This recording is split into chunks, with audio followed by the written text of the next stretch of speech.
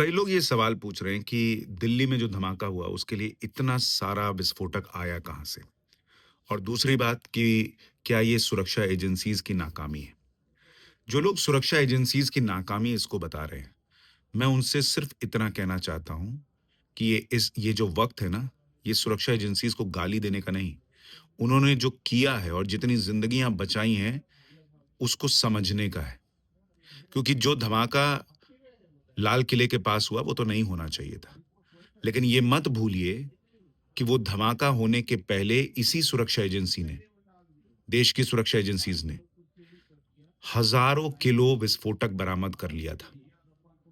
और अगर वो जो 20 टाइमर मिले, अगर वो न पकड़े गए होते तो इस देश के 20 अलग-अलग इलाकों में धमाके हो रहे होते। अगर गुजरात में गुजरात एटीएस ने उस व्यक्ति को न पकड़ा होता, जो केमिकल अटैक करने वाला था, केमिकल वेपन का इस्तेमाल करने वाला था, तो बॉस लाखों लोग मरे होते।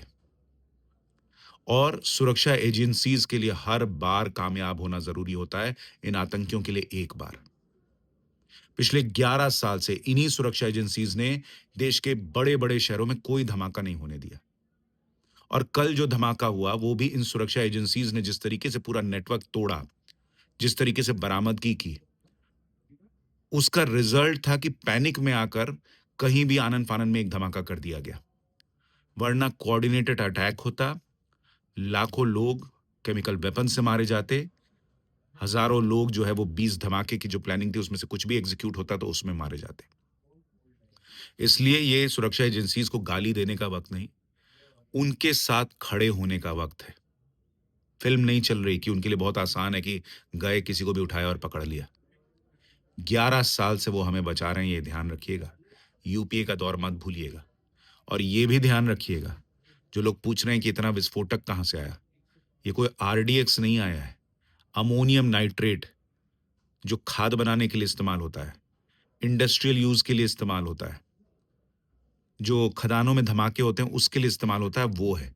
तो बहुत आसानी से मिल जाता है। इसके साथ ये खुद विस्फोटक नहीं होता, लेकिन इसके साथ कुछ विस्फोटक चीजें मिला दीजिए तो ये बहुत घातक बन जाता है।